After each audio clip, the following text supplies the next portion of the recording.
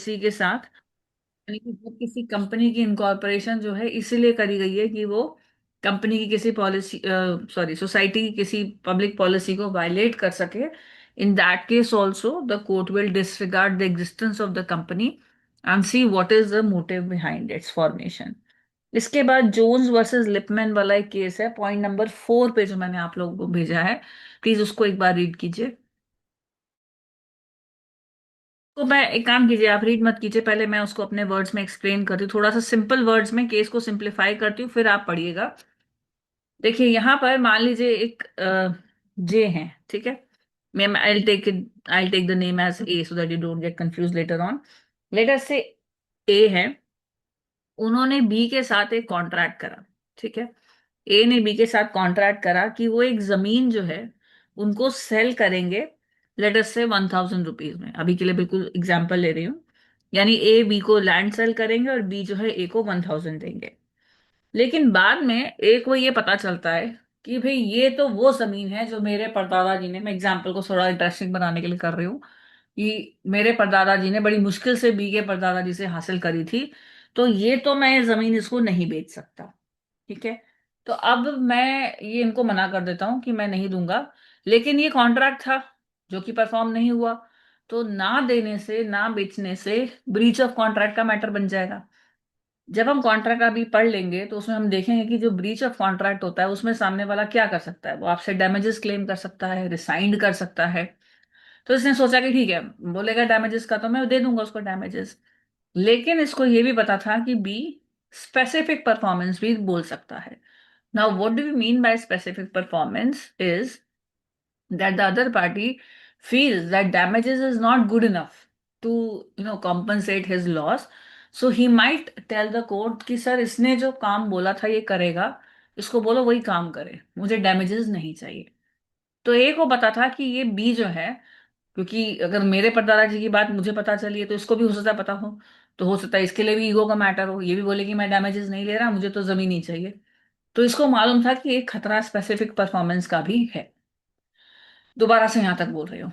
ए ने बी के साथ कॉन्ट्रैक्ट करा जमीन बेचने का, ए जमीन बेचेगा, बी उसको 1000 रुपीज देगा। लेटर ए ने अपना माइंड चेंज करा कि मुझे लैंड नहीं सेल करनी, and he was aware of the fact कि consequences of rescission breach of contract will arise, amongst which specific performance is one consequence, whereby B can compel the court to pass an order that A has to perform his part of the contract and he has to sell it to B. To avoid this, A ने क्या करा, एक company बना ली, ठीक है। एक company बना ली सी limited, और ये लैंड उसको बेच दी। ओके। अब इसमें ध्यान दीजिएगा, कॉन्ट्रैक्ट में भी एक प्रोविजन है कि जहां पर आप किसी बोनाफाइड पर्सन, थर्ड पर्सन को पहले ट्रांसफर कर देते हैं land before transferring to the original seller, तो वो उसके थर्ड पार्टी के राइट्स को प्रोटेक्ट करता है, पहली बात। और दूसरी बात, करे या ना करे, यहां पर वो कंपनी के पास चली गई जो कि एक सेपरेट लीगल एंटिटी थी। तो B as expected, after breach he went to the court for specific performance. And when court directed A to sell the land to B, A said that he has already sold the land to C, and which is a separate legal entity. Now he cannot recover it back from C.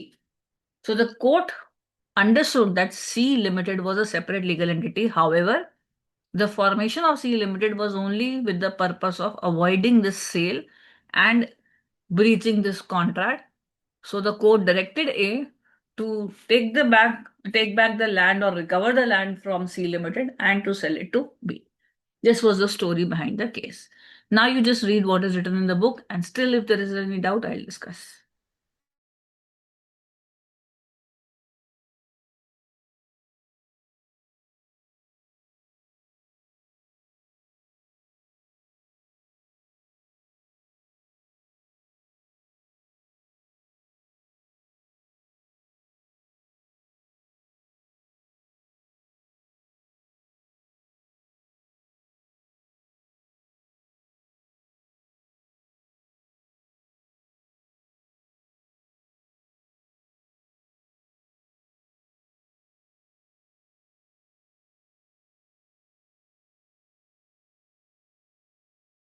जो मैंने आपको image भेजी है उसका point number 4, जो image भेजी है उसका पॉइंट नंबर 4 रीड कीजिए।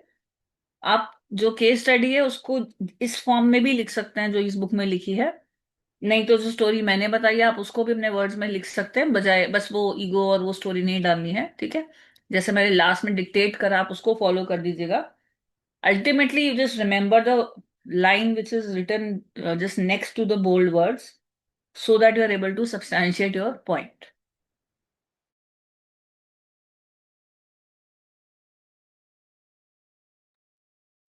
Once you've read point 4, please read point 5, Guilford Motor and DDA versus Skipper. I think all these three cases should be clear to you. If any doubt, any problem in any language, ask me. आप audio पे भी send कर सकते हैं, आप मुझे phone पे भी भेज दीजिएगा, चैट पे भी इस पे मत डालिएगा, उसमें थोड़ा टाइम लगेगा खुलने पे। आपको कुछ अगर लंबी चीज टाइप करनी है तो आप फोन पे भी डाल सकते हैं, नहीं तो आप ऑडियो पे भी पूछ सकते हैं।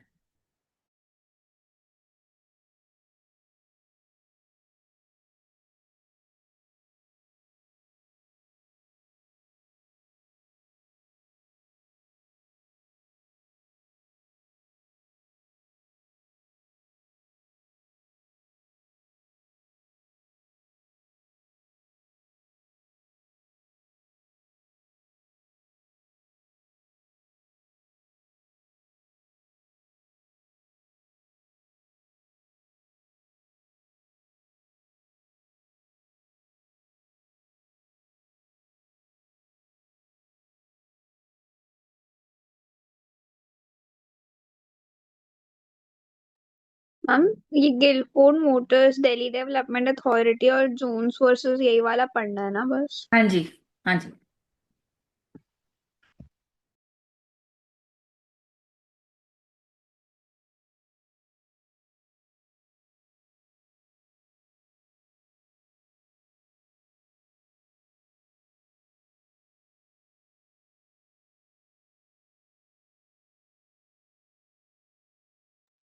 मैम क्लियर है।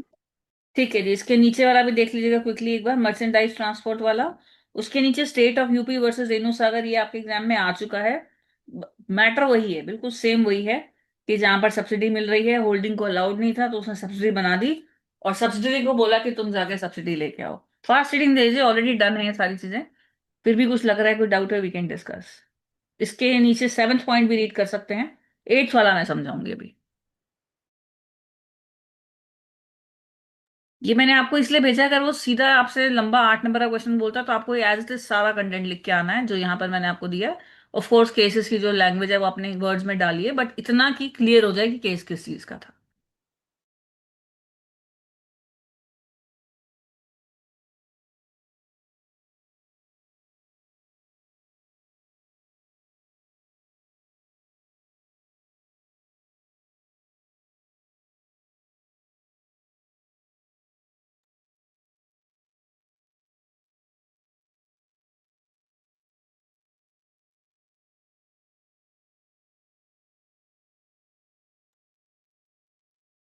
आई am starting point number 8, company acting as a mere agent और ट्रस्टी ऑफ शेयर होल्डर्स। देखिए ये बिल्कुल वैसा ही केस है जैसे अभी हमने डेमलर वाला केस करा था। बस वहां पर क्या केस था कि वो दुश्मन देश था, जिस जिस देश के साथ हमारी लड़ाई चल रही थी, उस देश के डायरेक्टर्स या जो प्रोमोटर्स थे वो उस देश के थे, और उन्होंने कहीं और कंपनी इनकॉर्पोरेट करी थी और उसके थ्रू हमारी कंट्री के साथ कॉन्ट्रैक्ट करना चाह रहे थे, जो कि मना हो गया। यहाँ पर भी सिमिलर ऐसा है, यहाँ पर ऐसा था कि एक अमेरिकन कंपनी है, ठीक है। उन्होंने अमेरिकन कंपनी ने एक ब्रिटिश कंपनी बनाई, यानी अमेरिकन कंपनी ने एक कंपनी यूके में इनकॉर्पोरेट करी। एक कंपनी दूसरी कंपनी को बना सकती है, यानी एक ए लिमिटेड एक बी लिमिटेड भी बना सकती है और उसके शेयर होल्ड कर सकती है 60%, 70%। तो ऐसा ही एक अमेरिकन कंपनी है जिसने यूके में जाके कंपनी इनकॉर्पोरेट करी, और उस कंपनी के 90% शेयर अमेरिका के प्रेसिडेंट के पास थे, ठीक है। तो ऑब्वियसली जब आपकी जो कंपनी है, लेट अस से it was a limited again, ठीक है, ये बनी यूके में है, लेकिन इसके 90% शेयर्स किसके पास हैं? यूएस प्रेसिडेंट के पास। तो इसके पीछे कौन है? यूएस, ठीक है, तो कंट्रोलिंग इंटरेस्ट तो यूएस का ही हुआ। अब इन इस कंपनी ने, ठीक है, ये जो कंपनी है जो बनी यूके में पर इसके प्रेसिडेंट के यूएस के शेयर्स हैं, इस कंपनी ने मूवी बनाई, और उस मूवी को एज अ ब्रिटिश फिल्म ये इंडिया में चलाना चाह रहे हैं। इंडिया में अमेरिकन कंपनी उसको मूवी प्रोड्यूस करके शो करना उस टाइम अलाउड नहीं था जिस टाइम का ये केस था। और ये कंपनी यूके की कंपनी थी, इसने मूवी प्रोड्यूस करके यहाँ पर शो करनी चाहिए। तो हमारी कोर्ट्स ने कहा कि ये जो कंपनी है ये भी एक तरह से यूएस कंपनी है, तो हम इसको परमिट नहीं कर सकते कि वो यहाँ पर ऑपरेट करे, क्योंकि ये एजेंट है किसी ऐसी कंट्री की जिसके साथ हम नहीं डील करते इस मैटर में, या जिसमें लाइसेंस नहीं है। तो बस वो दुश्मन देश वाली फीलिंग नहीं है, यहाँ पर क्या है, आप एक रूल वायलेट कर रहे हैं, डायरेक्टली नहीं इनडायरेक्टली। तो डायरेक्टली यूएस कंपनी नहीं कर सकती थी, इसलिए उसने यूके के थ्रू रूट कराया, क्योंकि यूके वाले कर सकते थे। तो हमारी कंट्री ने ये कहा कि आप यूके कंपनी नहीं हो, आप एक्चुअली एक अमेरिकन कंपनी हो, आपका इंटरेस्ट वहां का है, and American company is not permitted to do this kind of task, so the entity itself is disregarded for the purpose of this matter.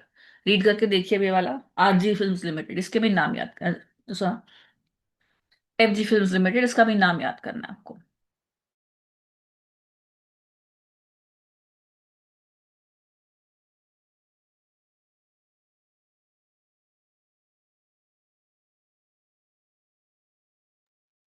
Point number 8 की लैंग्वेज भी read कर लीजिएगा quickly.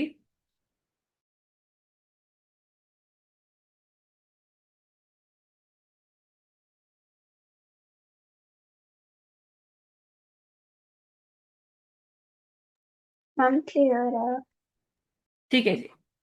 अगला जो केस है that is new horizons limited versus union of India case. इसमें सिर्फ इतना लिखा है कि जो प्रमोटर्स की कॉम्पिटेंस है उसको कंपनी की एग्जिस्टेंस कॉम्पिटेंस माना जाता है। इस केस में एक्चुअली हुआ क्या था, मैं थोड़ा सा अपने वर्ड्स में आपको बताती हूँ, moulding the case a bit for ease, okay, only ease of understanding I'm molding the case. Let us say there is a company A and it is into aeronautics, ठीक है, एरोप्लेन्स वगैरह aeronautical engineering में है। इन्होंने एक tender निकाला। इन्होंने कहा कि हमारे साथ वो कंपनीज जो हैं वो कांटेक्ट करें और अपनी अपनी जो हैं स्कीम्स हमें दिखाएं, जो जो कंपनीज एरोनॉटिकल इंजीनियरिंग से लिंक रखती हैं, ठीक है। तो उसमें से जो जिसका भी हमें टेक्निकल अच्छा लगेगा, कॉम्पिटेंस, और जिसकी भी कॉस्ट इफेक्टिव रेट्स लगेंगे, उसके साथ हम टेंडर में टाई अप करेंगे और उसको हम ऑर्डर्स देंगे। तो जब एक बड़ी कंपनी ऑर्डर्स देने के लिए, वो भी साल भर के ऑर्डर्स के लिए, इस तरह का टेंडर निकालती है, तो बहुत सारी कंपनीज इसमें अप्लाई करती हैं। और जो कंपनी की टेंडर कमेटी होती है वो बेसिकली कॉस्ट और टेक्निकल पैरामीटर्स पे ही टेंडर्स को जज करती हैं। तो ऐसे ही इस कंपनी के पास भी बहुत सारे टेंडर्स के लिए एप्लीकेशंस आई, बिड्स आई उसको बोलते हैं। उसमें से एक बिड मान लीजिए पी कंपनी की भी है, जो कि एरोनॉटिकल इंजीनियरिंग में नहीं है, ठीक है। It was into some other business. However जो इसके प्रमोटर डायरेक्टर्स थे, मान लीजिए इसके LMN 4 डायरेक्टर्स हैं, और वही मेंबर भी हैं और वही लेटर से प्रमोटर भी हैं, वो सारे जो हैं बहुत एक्सपर्ट एरोनॉटिकल इंजीनियरिंग के फील्ड में हैं, बहुत एक्सपर्ट। तो यहाँ पर जब इन्होंने इस टेंडर के लिए अप्लाई करा, तो पहले तो ए ने मना कर दिया। ए कंपनी रिफ्यूज, सेइंग कि आप तो वो कंपनी नहीं हो जिसका हमें रिक्वायरमेंट थी, आपका तो nature of company he different. यहाँ पर ये मैटर कोर्ट में गया, तो कोर्ट ने भी इसको रिजेक्ट कर दिया। हाई कोर्ट में भी इसको रिजेक्शन मिला कि yes the company is absolutely fit in rejecting the tender of the company which is not in that area. सबसे पहले तो आप एरिया में नहीं, तो टेक्निकल कॉम्पिटेंस की तो कहाँ बात कर रहे हो आप, तो किस बेस पे कंपनी आपको टेंडर दे। However the matter went to the superior court, जहां पर ये डिसाइड हुआ कि पर्सन, ये जो कंपनी है, अगेन वही चीज कि ये अपना दिमाग इसका नहीं है, दिमाग इन लोगों का ही है। तो अगर इन लोगों का दिमाग किसी चीज में एक्सपर्ट है, तो आप ये मान सकते हैं कि इनका भी दिमाग, यानी कंपनी का दिमाग है, यानी कंपनी के पास एक्सपर्टीज है। तो आप एटलीस्ट इनको टेंडर अप्लाई करने के लिए मत रोकिए। बाकी किसी पैरामीटर पे आपको लग रहा है कि इसको डिसरिगार्ड करना है, that is your description, but you can not tell say that the competence of the company is not in this field because the promoters directors are competent in that area, and ultimately they are the ones who are supposed to meet the technical criteria. Is this clear? Yes ma'am. Now you can read the line as well as the commentary. Experience of promoters could well be considered as experience of company in determining the technical competence. यह supreme court का case है, new horizons versus union of India, सरकार के खिलाफ था ये। मतलब supreme court ने वॉलंटरली लिया था, इसका नाम याद रख लीजिएगा, यूओआई भी लिख सकते हैं, दोनों की पूरा लिखे, union of India. Last case जो आज का हम ले रहे हैं, that is contempt of court disregarding disobeying court orders, Jyoti limited versus Kamaljeet Kaur. Fast reading दे दीजिए इसको, ज्यादा कुछ नहीं है।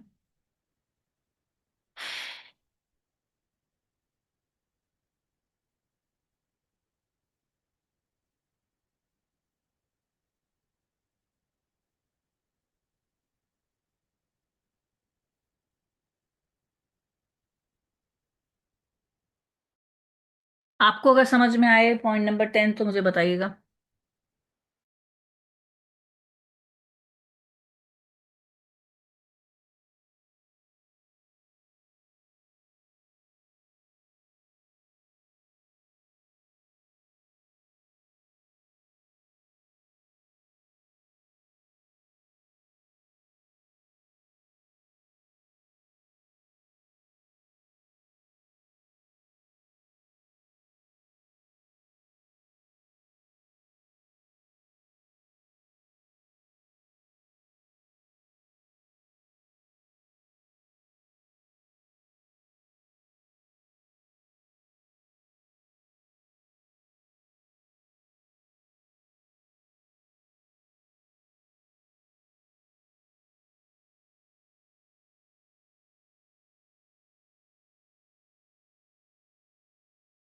कुछ बनी सेंस पॉइंट नंबर 10 की? You able to make out something in that? No ma'am. Okay. So इसमें बेसिकली क्या हुआ है कि देखिए, एक फर्म है दो पार्टनर्स की, उन्होंने ये एग्री करा था कि वो एक दो फ्लोर किसी को सेल करेंगे, सेम जैसे जोन्स वर्सेस लिपमैन में था, और बाद में उन्होंने कैंसिल कर दिया एग्रीमेंट। अब हाई कोर्ट में मैटर गया तो हाई कोर्ट ने कहा कि डिस्प्यूट तो मैं सेटल कर लूंगी, पर तुम किसी और को ये प्रॉपर्टी सेल नहीं करोगे। इन द मीन टाइम उन्होंने एक प्राइवेट कंपनी इनकॉर्पोरेट हुई, जिसमें पार्टनर्स ने शेयर होल्डिंग ली, और एक जना चेयरमैन बन गया, एक एमडी बन गया, और प्रॉपर्टी उस कंपनी को उन्होंने ट्रांसफर कर दी। ट्रांसफर भाई, हमने सेल नहीं करी, हाईकोर्ट ने बोला था ना सेल नहीं करना, उन्होंने ट्रांसफर कर दी उसको। और हालांकि रिस्ट्रेंट था, फिर भी उन्होंने ऐसा करा, और अल्टीमेटली उसको फिर as a sale later on show करा। पार्टनर्स ने ये प्ली करा कि सेल तो, मतलब उसको आगे सेल करा, मतलब पहले कंपनी को ट्रांसफर करी और कंपनी के थ्रू किसी और को सेल कर दिया। पार्टनर्स ने बोला कि हमने तो सेल नहीं करी, कंपनी ने सेल करी है, हमने तो उसको बस ट्रांसफर करी थी, तो हमने तो आपकी बात मानी, कंपनी के ऊपर आपका ऑर्डर लागू नहीं था। तो यहां पर अगेन उस कंपनी की एग्जिस्टेंस को देखा गया कि कंपनी बनी ही इसलिए थी कि जो काम आप खुद नहीं कर सकते वो आपने कंपनी से करवा दिया। तो अगर मैंने कंटेम्प्ट ऑफ कोर्ट नहीं करा, लेकिन इस कंपनी ने कर दिया, जो कि वैसे कोर्ट कंटेम्प्ट ऑफ कोर्ट नहीं था क्योंकि उसके ऊपर ये लागू नहीं था, बट क्योंकि मेरी ही उसमें शेयर होल्डिंग है, मेरा ही कंट्रोल है, तो वर्चुअली वो मैं ही हूं, तो उसके थ्रू भी अगर कंटेम्प्ट ऑफ कोर्ट हुआ है तो भी ये गलत है। उस केस में कोर्ट का यही डिसीजन था कि हम उस कंपनी के कॉर्पोरेट वेल को लिफ्ट करेंगे, देखेंगे पीछे कौन है, किसने क्या किया, और जब उन्होंने देखा तो यही पाया कि mainly it was to bypass the order of the court to facilitate the sale of those two floors, so all this was disregarded. अब पढ़ के देखिए।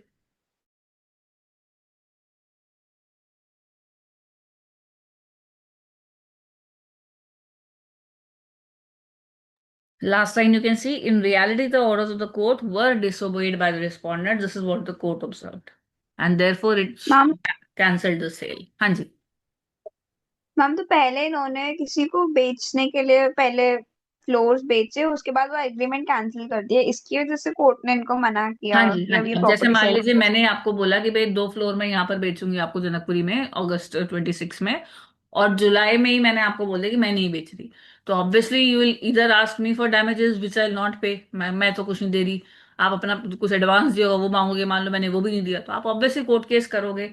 तो कोर्ट ये कई बार क्या होता है कि हम, अब मैं अपना पॉइंट रखूंगी कोर्ट के सामने, कोई रीजन मेरा भी होगा, तो कोर्ट ये बोलती है ऐसे मैटर्स में कि आप डिस्प्यूट तो हम सेटल करते रहेंगे, पर ऐसा ना हो कि आप में से ही पार्टी कोई ये लैंड डिस्प्यूट की, जो डिस्प्यूटेड लैंड है, इसी को बेच दे, और मतलब मैटर जो है कोर्ट की पहुंच से बाहर ही हो जाए, क्योंकि जब तक जमीन है तब तक तो कोर्ट के पास पूरा वो है, मतलब कोर्ट कोई भी डायरेक्शन दे हम दोनों को कंप्लाई करना पड़ेगा।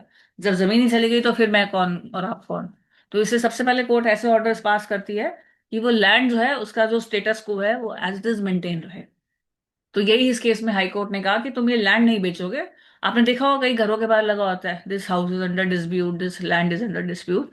तो इसीलिए होता है कि कोर्ट बोलती है कि उसके बाहर बोर्ड लगा दो, कोई ना खरीदेगा इसको ना बेचेगा।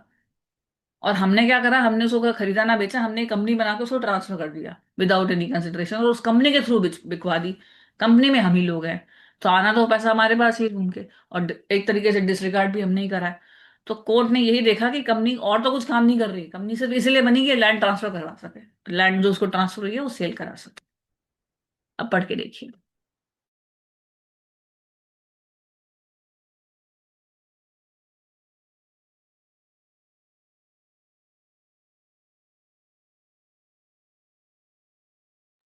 यस मैम, अब क्लियर है। ठीक है, मैं कोशिश करती हूँ इनकी ना रिकॉर्डिंग्स आपको आजकल, मैं कल तक भेजती हूँ उसको भी, मेरे ख्याल से भी हो जाएगी वैसे।